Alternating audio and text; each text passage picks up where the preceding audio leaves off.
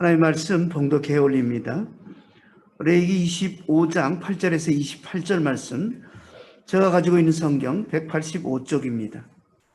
찾으신 줄 알고 다 봉독해 올립니다. 너는 7 안식년을 계수할지니 이는 7년이 7번인즉 안식년 7번 동안 곧 49년이라. 7째 달 열흘날은 속죄일이니 너는 뿔나팔 소리를 내되 전국에서 뿔나팔을 크게 불지며 너희는 50년째 해를 거룩하게 하여 그 땅에 있는 모든 주민을 위하여 자유를 공포하라. 이에는 너희에게 희년이니 너희는 각각 자기의 소유주를 돌아가며 각각 자기의 가족에게로 돌아갈지며 그 50년째에는 너희의 희년이니 너희는 파종하지 말며 스스로 난 것을 거두지 말며 가꾸지 아니한 포도를 거두지 말라. 이는 희년이니 너희에게 거룩함이니라. 너희는 밭의 소초를 먹으리라. 이 희년에는 너희가 각기 자기의 소유지로 돌아갈지라. 내 이웃에게 팔든지 내 이웃의 손에서 사거든 너희 각 사람은 그의 형제를 속이지 말라.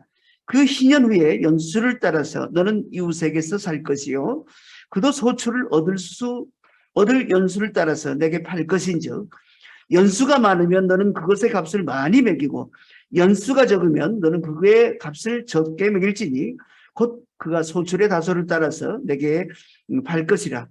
너희 각 사람은 자기 이웃을 속이지 말고 내 하나님을 경외하라. 나는 여호와의 하나님 여호와이니라. 너희는 내 규례를 행하며 내 법도를 지켜 행하라. 그리하면 너희가 그 땅에 안전하게 거주할 것이라. 땅은 그의 열매를 내리니 너희가 배불리 먹고 거기 안전하게 거주하리라. 만일 너희가 말하기를 우리가 만일 7번째 해에 심지도 못하고 소출을 거두지도 못하면 우리가 무엇을 먹으리요 하겠으나 내게 명령하여 6째 해에 내 복을 너희에게 주어 그 소출이 3년 동안 쓰기에 족하게 하리라. 너희가 8째 해에는 파종하려니와 묵은 소출을 먹을 것이며 9째 해에 그 땅에 소출이 들어오기까지 너희는 묵을 것을 먹으리라. 토지를 영구히 팔지 말 것은 토지는 다 내 것임이니라. 너희는 거름이며 동거하는 자로서 나와 함께 있느니라. 너희 기업의 온 땅에서 그 토지에 무르기를 허락할지니 만일 내 형제가 가난하여 그의 기업 중에 얼마를 팔았으면 그에게 가까운 기업물을 자가 와서 그의 형제가 판 것을 물을 것이요 만일 그것을 물을 사람이 없고자 자기가 부유하게 되어 물을 힘이 있으면 그 판회를 계수하며 그 남은 값을 산자에게 주고 자기의 소유자로 돌릴 것이니라. 그러나 자기가 물을 힘이 없으면 그 판 것이 희년에 이르기까지 산자의 손에 있다가 희년에 이르러 돌아올지니 그것이 곧 그의 기업으로 돌아갈 것이니라. 아멘. 신약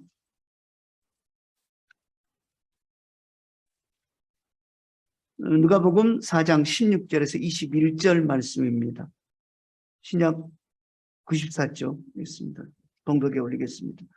예수께서 그 자라나신 곳 나사렛에 이르사 안식일에 늘 하시던 대로 회당에 들어가서 성경을 읽으려고 섰으며 선지자 이사야의 글을 들이거늘 책을 펴서 이렇게 거룩된 때를 찾으시니 곧 주의 성령이 내게 임하셨으니 이는 가난한 자에게 복음을 전하게 하시려고 내게 기름을 부으시고 나를 보내사 포로된 자에게 자유를 눈먼 자에게 다시 보게 함을 전파하며 눌린 자를 자유롭게 하고 주의 은혜의 해를 전파하게 하시려 함이었더라.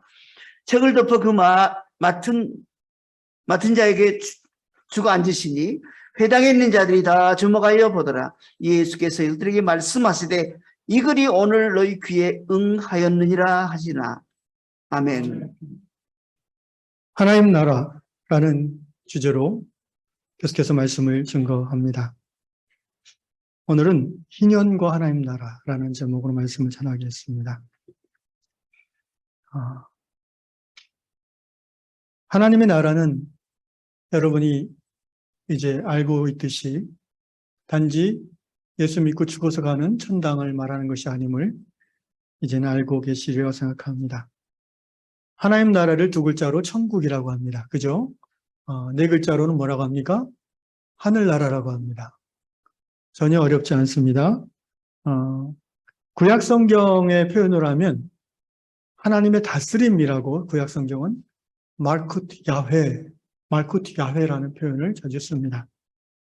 신약 복음의 개념으로 했을 때는 예수 통치 이렇게 표현할 수 있습니다. 따라합시다. 예수 통치. 따라합시다. 예수가 다스리시네. 네. 그 찬양이 이렇게 떠오르네요. 예수가 거느리시니. 예, 거느린다는 표현보다는 다스린다는 표현이 하나님 나라에 가깝지요. 그래서 예수께서 말씀하신 바대로 하나님 나라는 이미 너희 가운데 임하였느니라. 오늘 누가복음 본문 끝에서 이 말씀이 너희 귀에 응하였다라고 예수께서 선언하셨는데 바로 하나님의 나라가 예수님 이 땅에 오심으로 임하였다라는 선언입니다. 그런데 하나님의 나라는 임하였지만 아직 임하지 않았다라고도 표현합니다. 그러니까 현재적 하나님 나라와 미래적 하나님 나라가 있는 거죠. 그래서 보통 학자들은 이렇게 표현합니다. Already, 이미 임하였다. Already has come, but not yet. 그러나 아직 임하지 않았다. 이게 어떻게 보면 논리적으로는 모순이지만 성경에 나타난 하나님 나라를 표현할 때 가장 정확한 표현일 수 있습니다. 구원을 생각하시면 여러분 이해가 쉽게 갈 겁니다. 여러분 이미 구원 받으신 줄로 믿습니다. 아멘. 그러나 아직 여러분 우리의 구원이 완성되지 않았습니다. 아멘. 그렇습니다. Already, but not yet입니다. 같은 원리로 하나님의 나라는 이미 예수님이 땅에 임하시는 그때에 임하였고 그러나 아직 임하지 아니했기 때문에 예수께서 May your kingdom come 주기도문에서 나라가 임하시오며 라고 기도하라고 우리에게 가르쳐 주신 것입니다. 그러므로 예수 믿고 거듭나 하나님의 자녀된 거룩한 성도의 삶의 목적은 하나님께 영광을 돌리는 삶을 사는 것인데 Soli Deo Gloria죠.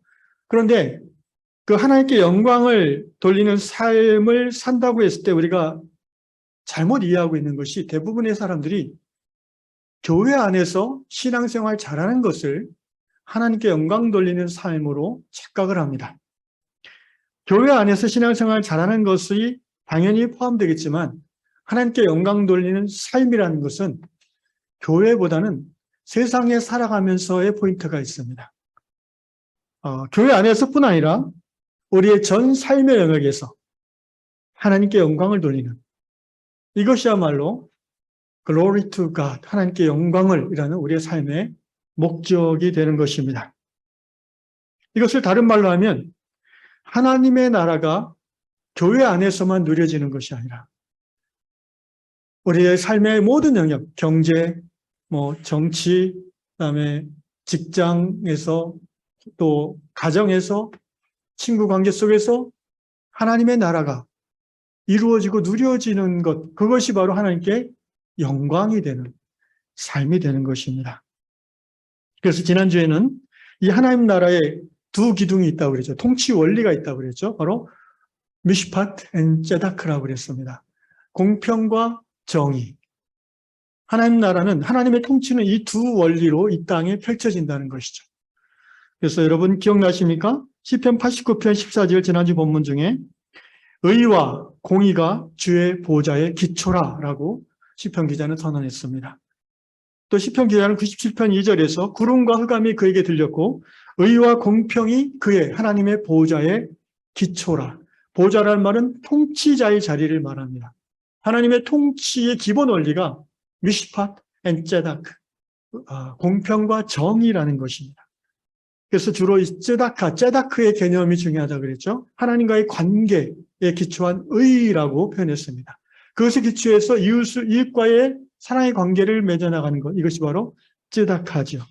그래서 우리가 익숙한 표현으로는, 신약의 표현으로는 하나님 사랑, 이웃 사랑, 이게 바로 의라는 것이죠. 제다크라는 것입니다.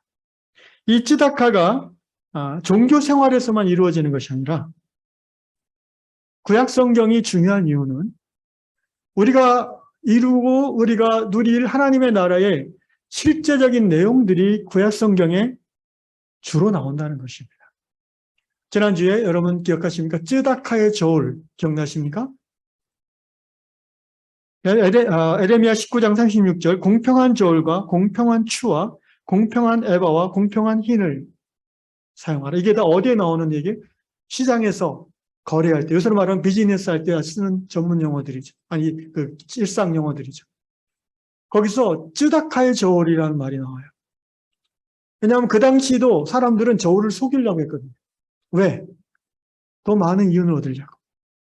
그런데 하나님의 백성들은 그렇게 하면 안 된다는 거예요. 그게 하나님의 의라는 겁니다. 그게 쯔다카를 삶에서 이루어 나가는 거예요. 그게 바로 하나님의 다스림 받는 삶의 모습이에요. 하나님 나라가 그 삶에서 펼쳐지는 거죠.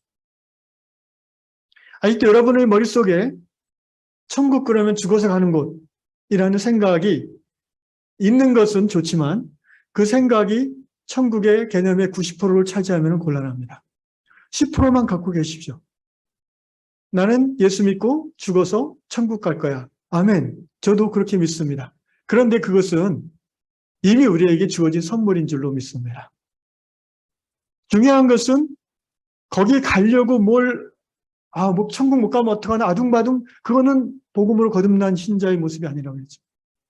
그건 이미 처음에 우리가 예수 믿고 제사 받았을 때 얻은 선물이에요. 하나님은 한 번 준 선물을 뺏어가는 폭군이 아닙니다. 그럼 우리가 해야 될 건 뭐냐? 이 세상 육신을 가지고 사는 동안 어떻게 이 천국을, 하나님 나라를, 이미 임한 그 나라를 내가 누리고 펼쳐나갈 것인가? 1차적으로 신앙 공동체 안에서 그것들을 누리고 훈련하고 연습하고 그 다음에 더 나아가서 하나님 나라 삶의 자리에서 그런 의미에서 우리는 선교사들이죠. 하나님 나라의 삶의 원리를 일상 속에서 세상 가운데 실천하는 사람들인 것입니다. 그 쯔다카가 이루어지는 사회를 미시파트가 이루어진 사회라고 얘기했습니다. 그래서 미시파트는 주로 법적인 용어로 하나님의 쯔다카가 성문 앞에서 이루어지는 현장을 말한다고 그랬죠.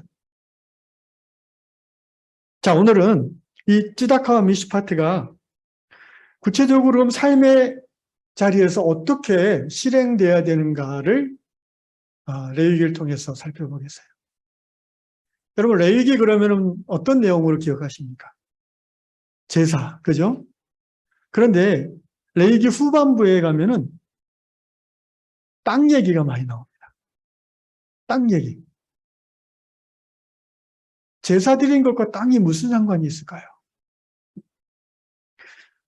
지금부터 이 구약 성경이 기록되어지고 또 삶 가운데 지켜졌던 시대는 약 3000년 전 이스라엘 사회죠. 농경 중심의 목축을 병행한 사회였습니다. 그 시대의 사람들에게 땅은 삶의 터전이요, 전부입니다. 땅이 없으면 농사 지을 수 없고 땅이 없으면 양을 키울 수가 없어요. 땅이 없으면 집을 지을 수가 없습니다. 그런데 그 시대뿐입니까, 여러분? 오늘 21세기 현대사회는 땅 없어도 되나요? 아니죠.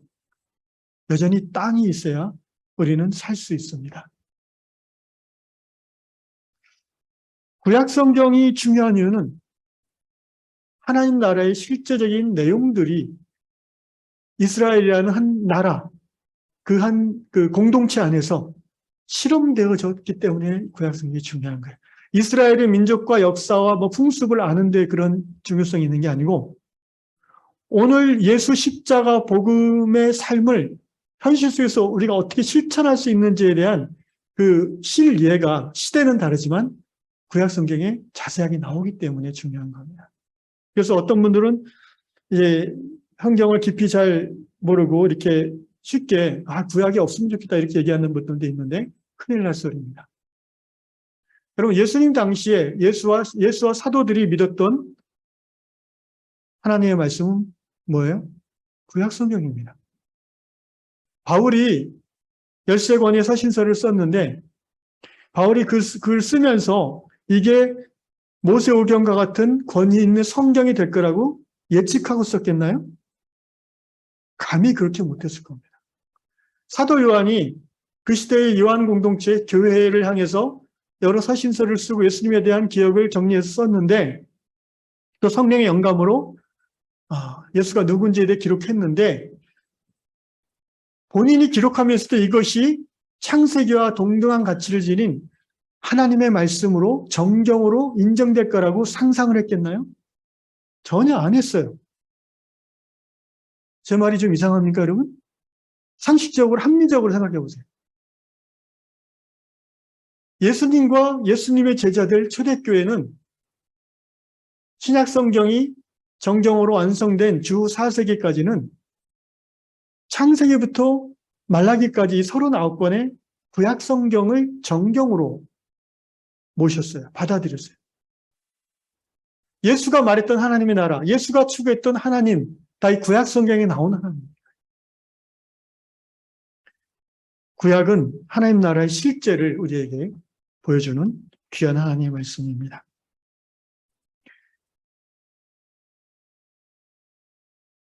신현법에 대해서 오늘 나누고 싶은데요. 근데 이게 여러분 신현이라는 얘기를 성경에서 읽어보신 분 한번 들어보셨죠? 예. 레위기를 읽으면서 레위기에 신현이 있다는 것을 기억하십니까? 왜 레위기 제사의 종류와 의미와 방식을 기술한 제사장의 그 책이라고 일컬어지는 레위기에 후반부에 가면은 신현이 나올까요? 이걸 곰곰이 우리가 생각해 봐요. 그냥 아무 생각 없이 그렇게 배치한 게 아니에요. 성경은 다 성령의 인도하신 가운데 영감을 받아서 순서 있게 배치한 거예요. 간단히 말하면 제사는 예배죠. 오늘 우리로 받아들이면. 그리고 신현법은 삶의 구체적인 하나님 나라 삶의 내용들입니다. 결국 온전한 제사는 삶의 제사일 때 가능하다는 거예요. 아멘. 온전한 예배자의 삶은 주일날 예배 잘 드리는 것으로 만족할 수 있는 게 아니라 주중에 신현 정신에 근거한 하나님 나라의 삶을 살려고 할 때 주일 공동체 예배가 하나님이 흠양하시는 제물이 될 수 있다는 것을 우리는 이 배치를 통해서 깨달을 수 있습니다.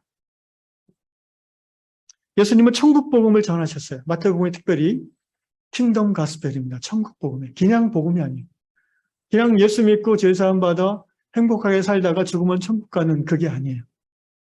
하나님의 나라 복음이에요. 하나님 나라는 이미 강조했다시피 창세기부터 계시록을 관통하는 성경의 대주제입니다. 사도 요한이 계시록 마지막 장에서 설명했던 그 나라가 하나님의 나라예요. 창세기 하나님이 시작했던 그 나라가 하나님의 나라고요. 선지자들이 2500년, 600년, 700년 전에 꿈꾸고 환상으로 보았고 이루라고 했던 그 나라가 하나님의 나라 천국이에요. 오늘 우리가 교동문에서 읽었던 그 나라, 사자와 어린 양이 뛰놀고 사자가 풀을 먹고 그것이 어떤 의미인지 우리는 다 이해합니다. 그 나라를 오늘 우리가 사는 이 시대에 예수 믿는 우리들이 누리고 만들어가라는 거예요. 기도하라는 거는 뭐예요? 당신의 나라가 임하옵소서 기도만 하라는 거예요? 말만 하라는 거예요? No, 전혀 그렇지 않죠. 내가 기도한 것을 내가 삶에서 이루어가라는 주님의 당부인 줄로 믿습니다. 아멘. 죽어서 가는 나라 자꾸 붙잡고 계시지 마시고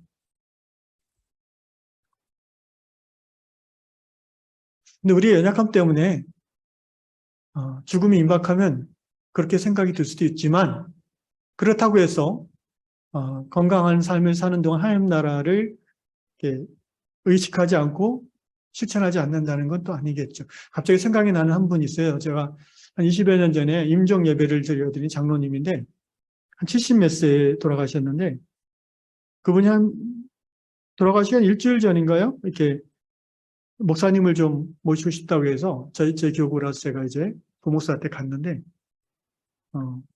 갑자기 그분이 이제 예배 드리고 나서는 가족들을 다 나가라고 해요.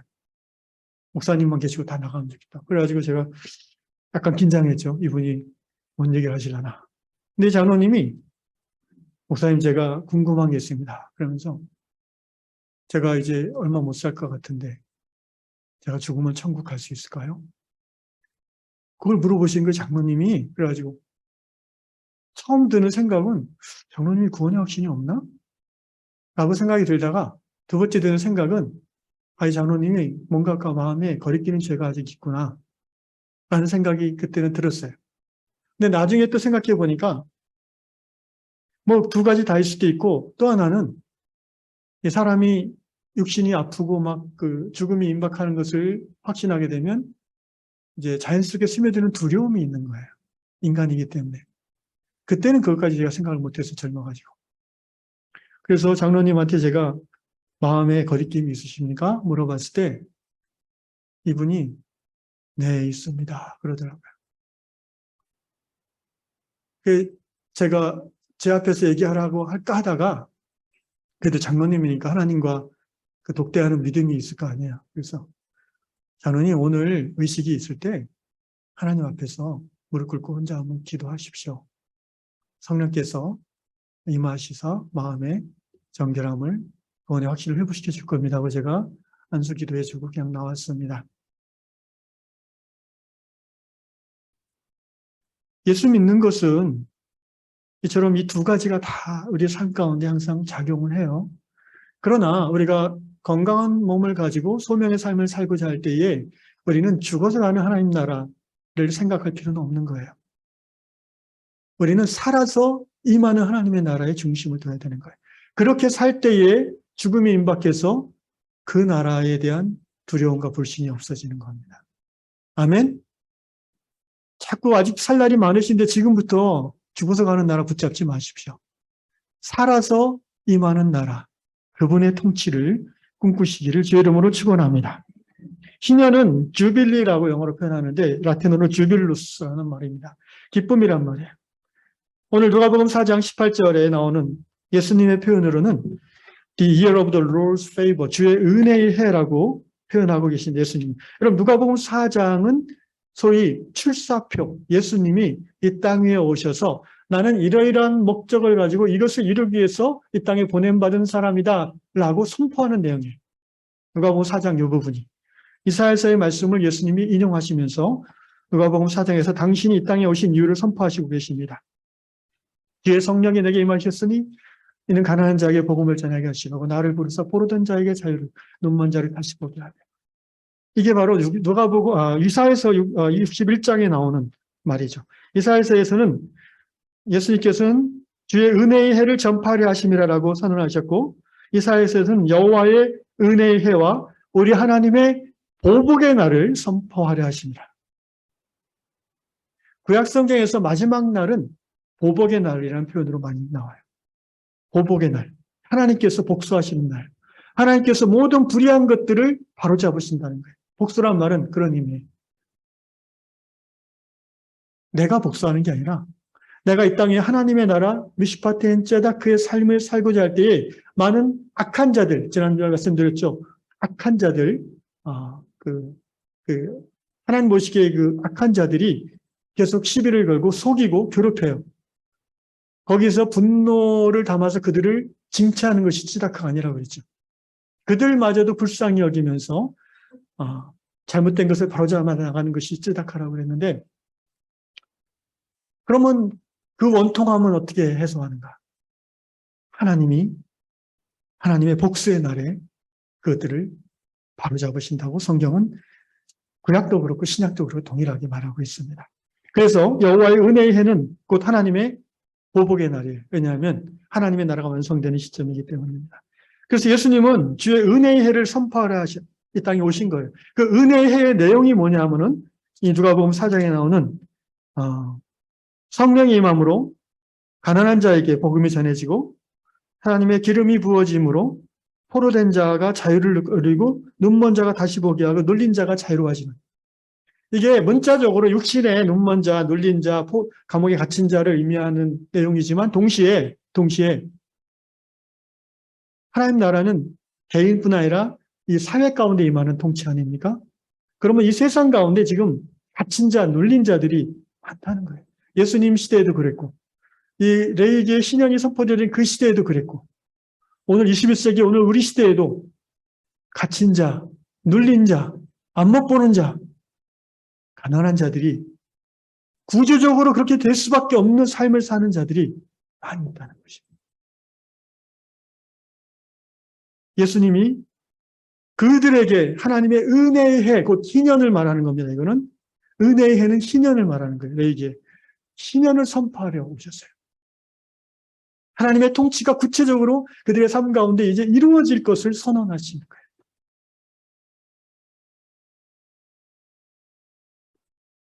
이사야 58장 6절 내가 기뻐하는 금식은 흉악의 결박을 풀어주며 멍에의 줄을 끌어주며 압제당하는 자를 자유하게 하며 모든 멍에를 꺾는 것이 아니겠느냐.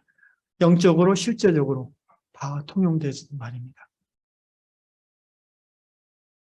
그래서 희년의 내용은 희년법의 내용은 하나님의 통치를 이스라엘 백성들이 삶 가운데서 구체적으로 특별히 경제의 영역에서 이게 중요합니다, 여러분. 경제의 영역에서. 여러분 흔히 아이고 먹고 사는 게 다 그렇죠 이런 얘기 많이 하죠. 뭐 이렇게 열심히 해 먹고 살려고 먹고 산다. 이게 한마디로 뭐예요? 경제. 그죠? 먹고 사는 거예요.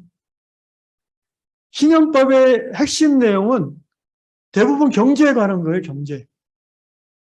여러분, 성경이 종교 경전인데 경제에 대한 구체적인 내용들이 굉장히 많이 나와요. 우리나라 기획경제부에서 입안에서 실천해야 될 그런 법제들이 여기 많이 나와요. 이런 종교 경전 보셨어요? 제가 불교나 뭐 이슬람을 깊이 알지는 못하지만 별로 없을 것 같아요. 그만큼 우리가 믿는 그 하나님은 죽어서 천국 가는 것에 관심 갖는 하나님이 아니시고 살아서 우리가 행복한 세상을 누리기를 관심 갖는 하나님이시라는 거예요. 아멘? 근데 왜 행복하지 않냐면 죄가 관영해서 세상에 불의하고 꺾여진 그런 많은 구조들이 있는 거예요. 문화들이 있고. 그러니까 이게 개인이 이거를 뚫고 나가기가 불가능한 거예요.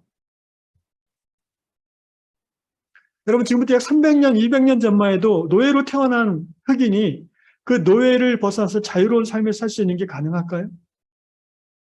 impossible. 불가능한 거예요. 그건. 왜?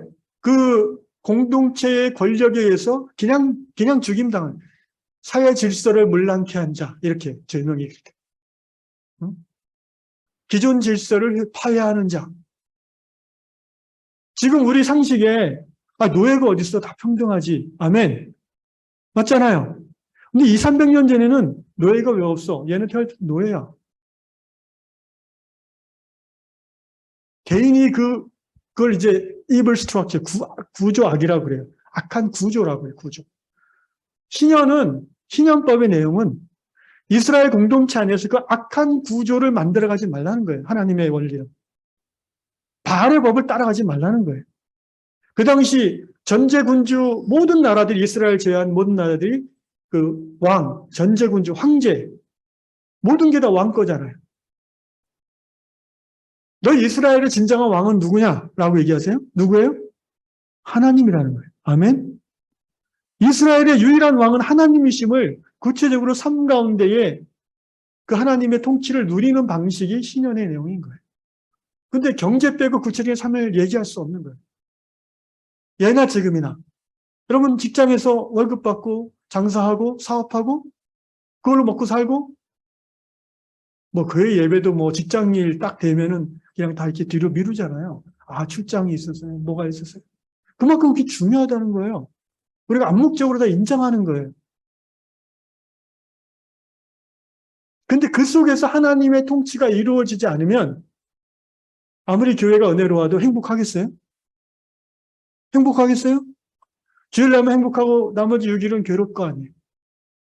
하나님 나라는 그래서 죽어서 가는 나라에 포커스 맞추면 그것이 복음이 아니라는 거예요. 진정한 천국 복음은 이 세상에서 우리가 만들어가고 누리고 확장해 나가는 하나님 나라에 있다는 거죠. 그래서 천국 복음이라고 하는 거예요. 킹덤 가스펠.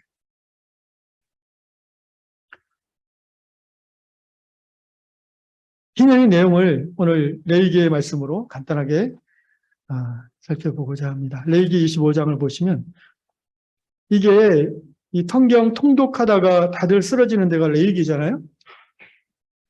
근데 앞부분에서 쓰러지지 않고 무사히 거기를 건넌 사람들도 이 뒤에 가면은 23장 이하에 가면은 계속 이 법적 조항들이 나오니까 지금 여러분 오늘 본문을 이제 낭독하셨는데 쑥쑥 들어옵니까, 내용이? 이게 쉬운 내용이 아니더라고요. 그냥 읽으면은 잘 이해가 안 가요. 왜? 그 당시의 사회 경제의 실상을 대한 이해가 없으니까. 자, 신안의 내용은 이렇게 일단 그 구조를 잡으셔야 돼요. 6일 일하고 하루 쉬는 게 뭐죠? 안식일. 구약 개념으로 하면 안식일이죠. 예. 6년 일하고 한 해 농사 안 짓고 쉬는 건 뭐죠? 안식년. 안식년에는 또 농사 안 짓는 거 외에 또 뭘 하죠? 노예를 풀어줘야 돼요. 여기 얘기 나오죠? 지금 읽었죠? 종을 풀어줘야 돼요. 안식년에는. 이스라엘 하나님 백성, 하나님 나라 통치받는 사람들 안에는 영원한 종이 있을 수 없는 거예요. 게으르고 무지해서 가난해져서 먹고 살기 어려워서 누군가 종으로 팔려갈 수 있는데 6년 일하고 어떤 사람은 1년 일하고 그 다음에 안식년이면 풀어줘야 되는 거예요. 자, 안식일을 통해서 우리는 한 주간을 돌아보고 하나님 앞에서 우리 안에 하나님을 거리켰던 것들을 예배 가운데 회개하고 새로운 한 주를 시작하는 거죠. 그러니까 주일이 그렇죠. 아멘. 한 개인의 한 주 단위로의 리셋하는 시점이 안식일이 주일입니다. 그렇게 이해하십시오. 그러면 안식년은 뭐예요? 가정과 그 지역 공동체가 그 사회가 6년 계속 굴러가다가 한 해 멈추는 거예요. 농경사회니까. 멈춰서 소도 쉬고, 동물도 쉬고, 땅도 쉬고, 포도나무도 쉬는 거예요. 왜 사람만 쉬어요? 여러분, 원래 안식의 포커스는 주인이 아니라 종입니다. 고용주가 아니라 고용이에요. 이 출애굽기에 나오는 십계명에 나오는 그 안식일의 계명의 포커스가 그거예요. 주인은 맨날 쉴 수 있잖아, 원하면. 사장님은 쉴 수 있어요. 그런데 고용인은 못 쉬잖아요. 그래서 포커스가 안식일은 쉬고 싶지만 못 쉬는 사람들에게 막 그들의 쉼을 보장하는 데 있는 거예요. 안식년. 동물도 쉬게 하라는 거예요. 땅도 쉬게 하라는 거예요. 그러면 쉬면 뭐 먹고 사냐? 우리 읽었죠. 하나님이 2년 동안 먹고 살 거 그 전에 풍성하게 주실 거다. 뭘 믿고 우리가? 이스라엘 백성이 광야에서 처음 만나를 하나님께 받았을 때 밥 달라고 막 어성쳐가지고 그죠? 만나를 주셨잖아요. 그때 다는 아니지만 꽤 많은 사람들이 어떻게 했어요? 만나 담는 기준은 하루치예요. 하루치. 날마다 일용할 양식을 주시겠다고 약속했어요. 안식일 되면은 이틀치 담으라고 그랬어요. 그런데 내일 올지 안 올지 어떻게 알아? 유비무환 해가지고 그 정해진 호멜보다 막 더 많이 했을 때 어떻게 했어요? 다음날 아침 다 썩어버렸어요. 벌레 생겼어요. 그런 사람들이 이제 40년 훈련받고 가나안 땅에 들어온 거예요. 자, 6년 하고 1년 농사했지 마. 내가 2년 동안 줄게.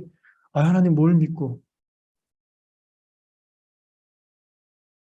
이스라엘 백성들 한 사람 한 사람 모든 사람이 이 하나님의 안식년의 계명을 말씀을 믿고 실천했다면 그중에 한 사람도 굶어 죽는 사람이 없었을 줄로 믿습니다. 희년은 77에 49 플러스 1입니다. 7번째 안식년 다음에. 그럼 몇 년이에요? 50년.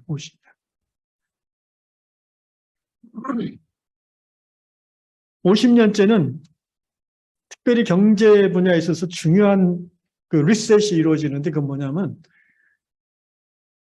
빈익빈 부익부가 정상화되는. 여러분 예나 지금이나 부자는 땅 부자예요. 그죠? 우리나라 재벌들의 자산의 상당 부분이 거의 뭐 정확히 모르지만 다 땅이죠. 뭐 우리나라 재벌뿐 아니에요. 우리나라 전체 사유지하고 공유지가 반반으로 대충 보면은 우리나라 전체 사유지의 한 90% 가까이를 한 1%, 2% 사람들이 가지고 있던 거 아세요? 그 우리나라뿐 아니에요. 대부분의 나라가 다 그래요. 영국의, 미국의 상원, 하원, 양원제죠. 상원은 어떤 사람들이에요? 지주들이에요, 지주들. 귀족, 백작, 공작 이런 사람들. 다 땅 부자들이에요. 그런 사람들이 땅에 대한 세금을 올리는 법안을 통과시킬까요? 우리나라 지금 새 정부 들어서 뭐 0.1%에 해당되는 0.1%, 0.001%에 해당하는 뭐 2조 이상 기업의 그 상속세를 뭐 면제한다는 등 뭐 주식 500억 이상 주식세 안 물린다는데 상속하는 이거 해당되는 분 여기 있어요?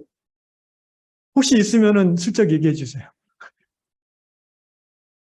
아니 뭐 우리는 평생 뭐 5억, 10억도 왔다 갔다 하는데 500억 이상, 2조 이상 이게 누구를 위한 정책? 이해가 안 가죠? 우리가 관심이 없으면 나라가 그렇게 가는 거예요. 네, 관심이 없으면 그래요. 근데 그게 원래부터 죄인된 인간이 운영하는 나라의 모습이에요. 이 레이기에 쓰여진 그 당시 과거에는 엄청났죠. 지금은 그래도 민주주의가 많이 자유와 평등 이게 많이 확립된 거죠. 과거에 비하면. 그런데 이 3000년의 사회 속에서 하나님이 이런 법을 실행하려고 하는 거예요.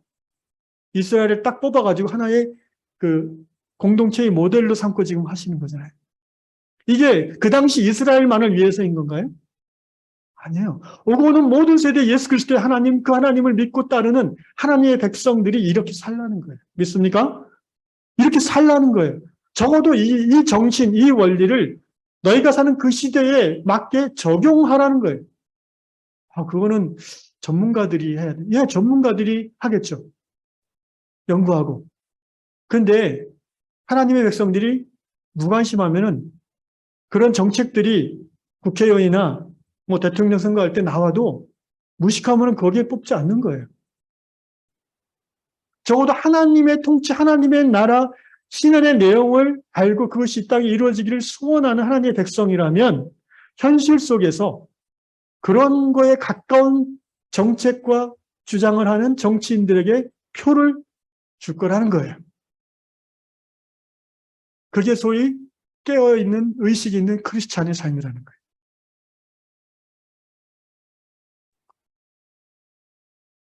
자, 이 신연법 레위기 25장의 핵심 본문인데 여기에서 이제 핵심되는 내용은 토지 무르기입니다. 토지 무르기. 뭐냐?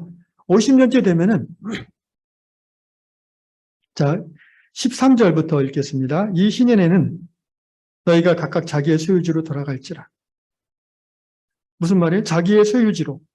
자, 이스라엘 백성들이 12지파가 광야 40년 훈련 끝내고 가나안 땅에 들어갔죠. 거기서 가나안 정복 전쟁을 남북으로 해서 이제 다 대충 평정하고 그 다음에 뭘 했어요? 랜드마크를 세우게 했어요. 랜드마크 뭐예요? 그 지계석이라고 나와요. 지계석. 그리고 하나님께서 이 랜드마크 지계석을 절대 옮기면 안 돼라고 하셨어요. 그 랜드마크가 뭐예요? 지파별로 땅을 할당해 줬어요. 그 지파 안에서도 그 부족별로 땅을 할당해 줬어요. 안 그러면은 그걸 하나님이 정해주지 않으면 어떻게 힘센 놈이 또 야, 뭐 저리 가고 뺏을 거 아니에요. 사람이 그렇잖아요, 원래. 그러니까 절대 지계석 옮기지 마라고 하나님이 직접 명령하셨어요. 오늘 23절 보세요. 레위기 25절. 토지를 영구히 팔지 말 것은 토지는 다 내 것임이니라. 토지가 누구 거예요? 하나님 거예요. 공기가 누구 거예요? 햇빛, 물, 정말 우리가 살아가는데 꼭 필요한 것들은 다 하나님의 거고 하나님 우리에게 거저 주시는 거예요. 아멘. 그런데 특별히 땅 가지고 인류는 과거 고대로부터 오늘날까지 서로 죽고 죽이고. 여러분 전쟁을 왜 해요? 땅 따먹기 아닌? 전쟁 땅 뺏는 거예요. 그 땅 때문에 얼마나 많은 피가 흘려졌어요. 역사 속에서. 지금도 흘려지고 있어요. 지금도 러시아가 왜 전쟁 일으켰어요? 땅 따먹게 하려고. 그 자원이 우크라이나의 대부분의 그 천연 자원이 몰려있는 그거 러시아 식경주 그거 뺏으려고. 그래서 하나님이 요 땅 마크 옮기지 못하게 하셨어요. 여러분, 신현이 이 땅에서 이 원리가 경제 원리에 적용돼서 실천되기 시작하면 빈익빈 부가 굉장히 줄어들 수밖에 없어요. 이게 이제 20세기, 19세기의 그 선지자, 뉴욕의 선지자를 이끌어주는 헨리 조지라는 경제학자가 19세기, 20세기 제야 경제학자죠. 그 사람이 연구한 지금은 꽤 많이 알려졌어요. 이 신현의 땅 무르기의 원리를 이걸 그대로 적용할 수는 없고 21세기에 원리를 추출해서 세법에 적용한 거예요. 소위 싱글 텍스, 단일세 제도라는 거예요. 제가 이 부분을 가지고 THM 논문, 대천덕 신부 신학사상에 대한 논문을 쓸 때 이 부분을 좀 다뤄준 적이 있습니다. 그래서 땅 무르기란 뭐냐면은 똑같이 집합을 할당 받았는데 이씨 집안, 박씨 집안 할당 받았어요. 만평 받았다고 칩시다, 우리 집안이. 근데 아버지 때는 잘 해서 먹고 살았는데 아들이 방탕해가지고 다 굶어 죽게 생겼어요. 그래가지고 땅을 1000평을 팔았어. 그 아들도 또 모자라가지고 또 팔았어. 그래가지고 3대가 지나니까, 3대가 아니죠. 뭐 한 20, 30년 지나니까 다 팔렸어. 근데 이 땅이 팔린다는 개념이 성경에는 원래 없어요. 무슨 말인지 아세요? 땅의 매매는 불가능해요. 신현 하나님이 통치하는 나라에서는. 그럼 뭐예요? 임대다. 여기 보세요. 자, 4절, 내 이웃에게 14절, 내 이웃에게 팔든지 내 이웃의 손에서 사거든 너희 각 사람은 그의 형제를 속이지 말라. 예나 지금이나 땅 가지고 속이는 인간들이 많아요. 그 신현 후의 연수를 따라서, 자, 신현 후의 연수를 따라서 너는 이웃에게서 살 것이요. 그러니까 정확히 말하면 사는 게 아니라 임차하는 거예요, 이거는. 왜냐하면 올해가 신년이라 칩시다. 내년에 다시 이제 51년 새로 시작해요. 그러면 신년이 되면 다 다시 원위치로 돌아가는 거예요. 내년에 한 10년, 그러니까 10년 후에 이게 신년이 40년 남았을 시점에 또 가난해져서 팔아야 된다. 그러면은 40년의 소출을 계산해서 그 비용을 받고 넘기는 거예요. 신년이 앞으로 5년 남았다. 그러면 이걸 사는 사람은 5년 동안 이걸 밭을 못 쓰잖아요. 그 5년 소출만 계산해서 임차료를 내고 가져가는 거예요. 왜? 5년 후에는 무상으로 돌려줘야 돼요.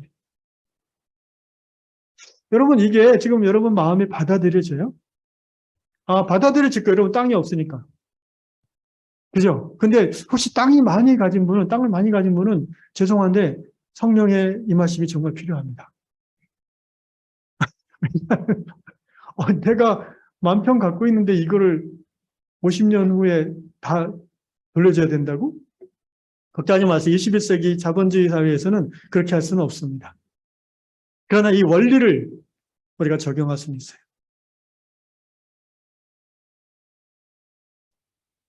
할 얘기가 재밌는 게 많은데 이제 결론을 내리고요.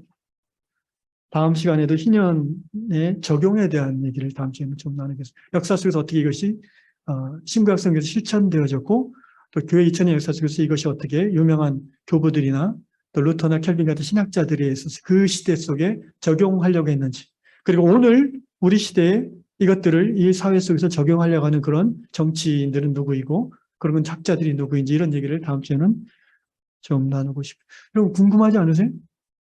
할렐루야. 궁금하면 아멘.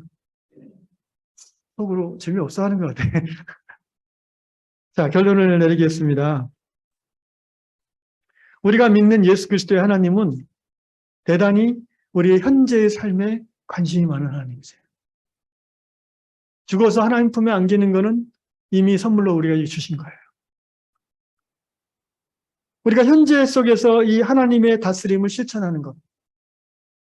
희년이라는 게 기쁨의 해라는 말이에요. 기쁨. 이렇게 너희가 살면 다 기뻐진다는 거예요. 예, 다 기뻐진다는 거예요. 로마서 10장 17절 하나님 나라는 먹는 것과 마시는 것에 있지 않고 어디에 있어요? 성령 안에서 의와 평강과 희락이니라. 찌다카와 공평에 기반한 피스, 평화, 그리고 joy, 기쁨. 이게 하나님 나라예요. 하나님께서 우리 위안 공동체를 7년 전에, 8년 전에 부르신 목적이 무엇이겠습니까? 그냥 그런 교회, 똑같은 교회 하나 더 하려고. 제가 말씀드린 그런 교회 하시려면 다른 교회 가셔도 상관없어요. 그죠? 그냥 개인적으로 신앙생활 적당히 잘해서 장례까지 잘 해줄 그런 교회. 다 그런 교회예요, 우리가.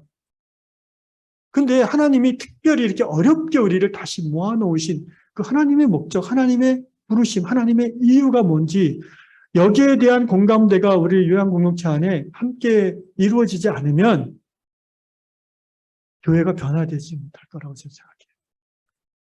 시작부터 생각이 바뀌고 거기서 하나가 돼야 그 다음 스텝을 나갈 수 있잖아요. 저는 그 중심에 하나님의 나라가 있다고 믿습니다.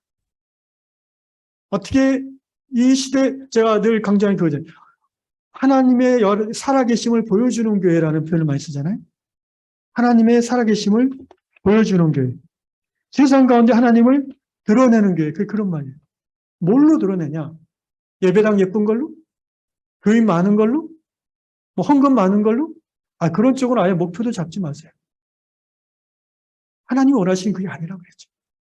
하나님이 실제 이 공동체 안에서 어떻게 통치하시는가를 삶으로 누리는 교회. 그래서 다른 교회 다니는 분들이 옆집 사는 사람들이 강 집사님, 이 권사님, 권사님 교회는 좀 신기하네.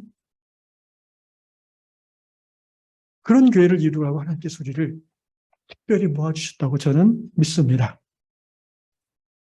21세기 우리 한국교회가, 요양교회가 레위기의 희년법의 정신을, 하나님 나라의 원리를 어떻게 우리 실생활에서 적용할지 고민하고 연구하고 기도하고 실험해보고 실천할 때에 하나님의 살아계심을 세상 사람들이 어렴풋이 우리를 통하여 보게 될 줄로 믿습니다. 하나님 나라 천국 복음을 제대로 전하는 교회. 예수 믿고 천국 가서 이게 아니라 복음을 전한다고 했을 때 포인트가 여기에 있으면 안 돼요, 여러분.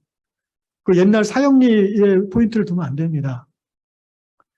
예수 믿고 죄사함 받으면 이 세상이 다른 세상을 살 수 있어요.